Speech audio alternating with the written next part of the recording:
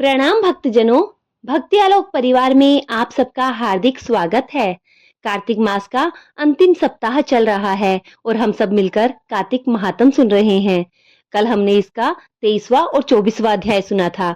आज हम श्री हरि भगवान विष्णु का नाम लेते हुए 25वां अध्याय शुरू करने जा रहे हैं। बोलिए श्री हरि भगवान विष्णु की जय।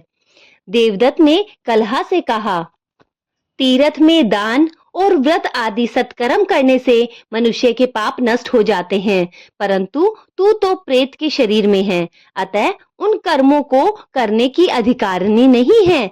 इसलिए मैंने जन्म से लेकर अब तक जो कार्तिक का व्रत किया है, उसके पुण्य का आधा भाग मैं तुझे देता हूँ। तू उसी से सदगति को प्राप्त हो जा। इस प्रकार कहकर धर्मदत्त ने द्वादशाक्षर मंत्र का श्रवण कराते हुए तुलसी मिश्रित जल से ज्यों ही उसका अभिषेक किया, त्यों ही वह प्रेत योनि से मुक्त हो प्रज्वलित अग्निशिखा के समान तेजस्विनी और दिव्य रूप धारिणी देवी हो गई और सौंदर्य में लक्ष्मी जी की समानता करने लगी। तदंतर उसने भूमि पर दंड की भांति गिरकर ब्राह्मण देवता को प्रणाम किया और हर्षित हो गदगद वाणी में कहा, हे द्विज श्रेष्ठ, आपके प्रसाद से आज मैं इस नरक से छुटकारा पा गई। मैं तो पाप के समुद्र में डूब रही थी और आप मेरे लिए नौका के समान हो गए। वह इस प्रकार ब्राह्मण से कह रही थी कि आकाश से एक दिव्य विमान उतरता दिखाई दिया। वह अत्यंत प्रकाशमय और विष्णु रूपधारी पार्षदों से युक्त था। विमान के द्वार पर खड़े हुए पुण्यशील और सुशील ने उस देवी को उठाकर श्रेष्ठ विमान पर चढ़ा लिया। तब धर्मदत्त ने बड़े आश्चर्य के साथ उस विमान को देखा और विष्णु रूपधारी पार्षदों को देखकर साष्टांग प्रणाम किया। पुण्यशील और सुशील ने प्रणाम करने वाले ब्राह्मण को उठाया और उसकी सराहना करते हुए कहा, हे द्विज श्रेष्ठ, तुम्हें साधुवाद है, क्योंकि तुम सदैव भगवान विष्णु के भजन में तत्पर रहते हो, दीनों पर दया करते हो, सर्वज्ञ हो तथा भगवान विष्णु के व्रत का पालन करते हो। तुमने बचपन से लेकर अब तक जो कार्तिक व्रत का अनुष्ठान किया है, उसके आधे भाग का दान देने से तुम्हें दूना पुण्य प्राप्त हुआ है और सैकड़ों जन्मों के पाप नष्ट हो गए हैं।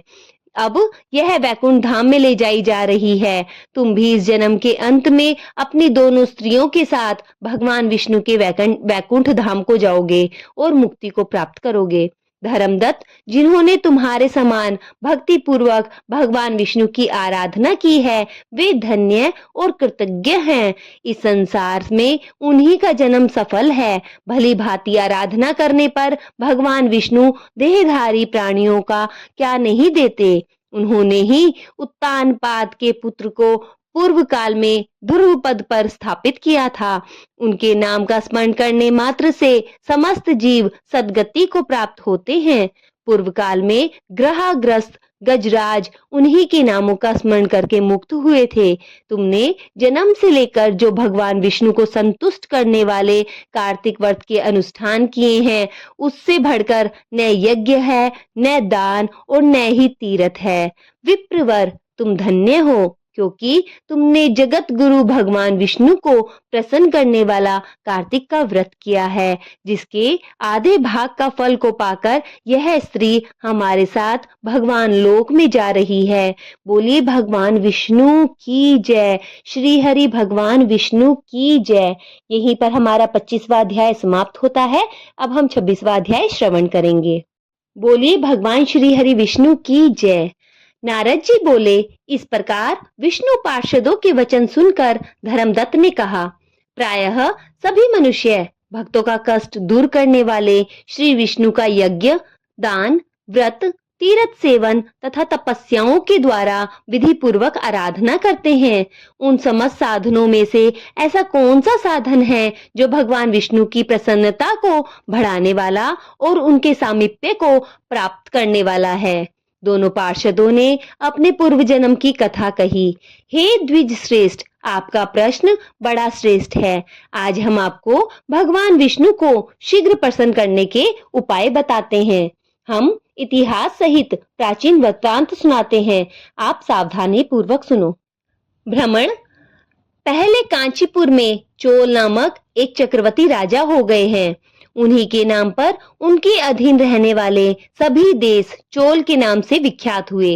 राजा चोल जब इस भूमंडल का शासन करते थे, उस समय उनके राज्य में कोई भी मनुष्य दरिद्र, दुखी, पाप में मन लाने वाला और रोगी नहीं था। एक समय की बात है, राजा चोल अनंत शयन नामक तीर्थ में गए, जहां जगदीश्वर भगवान विष्णु ने योग निद्रा का आश्रय लेकर शयन किया था। वहां भगवान विष्णु के दिव्य विग्रह की राजा ने विधि पूर्वक पूजा की। दिव्य मणि, मुक्ताफल और स्वर्ण के बने हुए सुंदर पुष्पों से पूजन करके साष्टांग प्रणाम किया। प्रणाम करके ज्यों ही बैठे, उसी समय उनकी दृष्टि भगवान के पास आते हुए एक ब्राह्मण पर पड़ी, जो उन्हीं की कांची नगरी का निवासी था। उनका नाम विष्णुदास था। उन्होंने भगवान की पूजा के लिए अपने हाथ में तुलसी दल और जल का लोटा ले रखा था। निकट आने पर उन ब्राह्मण ने विष्णु सूक्त का पाठ करते हुए देवादिदेव भगवान को स्नान करवाया और तुलसी की मजरी तथा पत्तों से उनकी विधिवत पूजा की। राजा चोल ने जो पहले रत्नों से भगवान की पूजा की थी, वह सब तुलसी पूजा से ढक गई। यह देखकर राजा कुपित होकर बोले, विष्णुदास, तुमने मणियों और सुवर्ण को भगवान की पूजा में जो थी, जो वह कितनी शोभा पा रही थी, तुलसी दल से ढक दिया है। बताओ ऐसा क्यों किया है? मुझे तो ऐसा जान पड़ता है कि तुम दरिद्र और गंवार हो, भगवान विष्णु की भक्ति को बिल्कुल भी नहीं जानते। राजा की यह बात सुनकर द्विज श्रेष्ठ विष्णुदास ने कहा, राजन, आपको भक्ति का कुछ भी नहीं पता। केवल राजलक्ष्मी के कारण आप घमंड कर रहे हैं। बतलाइए तो आज से पहले आपने कितने वैष्णव व्रतों का पालन किया है? तब नृपश्रेष्ठ चोल ने हंसते हुए कहा, तुम तो दरिद्र और निर्धन हो। तुम्हारी भगवान विष्णु में भक्ति ही कितनी है। तुमने भगवान विष्णु को संतुष्ट करने वाला कोई भी यज्ञ और दान नहीं किया है, न पहले न कभी कोई देव मंदिर बनवाया है। इतने पर भी तुम्हें इतनी भक्ति का गर्व है। अच्छा, तो ये सभी ब्राह्मण मेरी बात सुन लें। भगवान विष्णु के दर्शन पहले मैं करता हूँ या ब्राह्मण?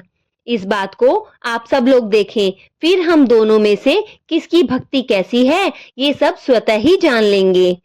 ऐसा कहकर राजा अपने राजभवन में चले गए। वहां उन्होंने महर्षि मृदुल को आचार्य बनाकर वैष्णव यज्ञ प्रारंभ किया। उधर सदैव भगवान विष्णु को प्रसन्न करने वाले सहस्त्रों नियमों से तत्पर विष्णुदास भी व्रत का पालन करते हुए वही भगवान विष्णु के मंदिर में टिक गए। उन्होंने माघ और कार्तिक के उत्तम व्रत का अनुष्ठान, तुलसी वन की रक्षा, एकादशी को द्वादक्षर मंत्र का जाप, नृत्य, गीत आदि मंगलमय आयोजनों के साथ प्रतिदिन षोडशोपचार के भगवान विष्णु की पूजा आदि नियमों का आचरण किया। वे प्रतिदिन चलते, फिरते और सोते हर समय भगवान विष्णु का स्मरण किया करते थे। उनकी दृष्टि सर्वत्र सम हो गई थी।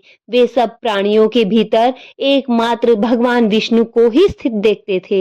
इस प्रकार राजा चोल और विष्णुदास दोनों ही भगवान लक्ष्मीपति की आराधना में संलग्न हो गए।